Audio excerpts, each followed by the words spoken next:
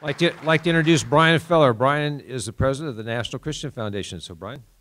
Awesome. Thanks, Jim. You know, it was Valentine's Day yesterday. Hopefully all you guys remembered. You know, I was reminiscing. I met my wife 32 years ago in high school, and I was embarrassed as we reminisced about all the testosterone-fueled acts of devotion that I had done during that time.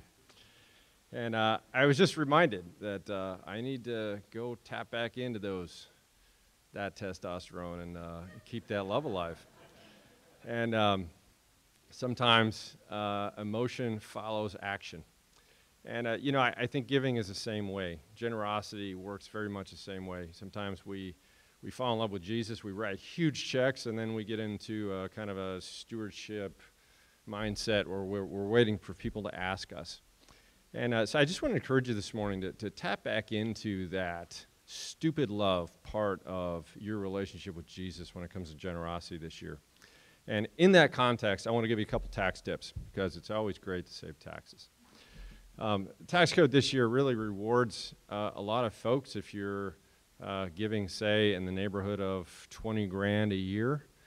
Your standard deduction is $24,000. You get that every single year if you give zero or if you give $24,000.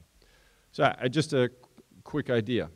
You could double, triple your giving this year and not give anything in the coming year or 2 years.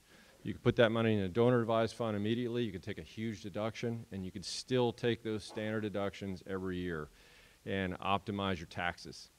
It's also a great strategy for if you have some kind of windfall of cash. Maybe you had to exercise some stock options. Maybe you got a bonus.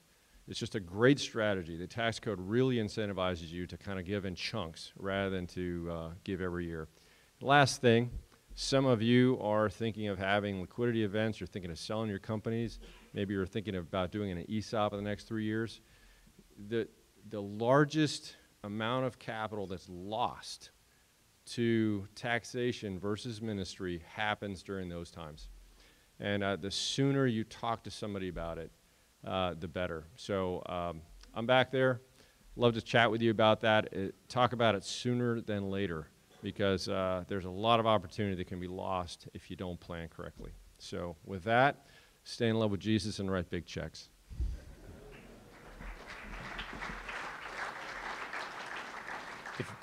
If you're in the back, there's lots of seats up front, so come on up front. If you're back there looking for a seat, come on up front.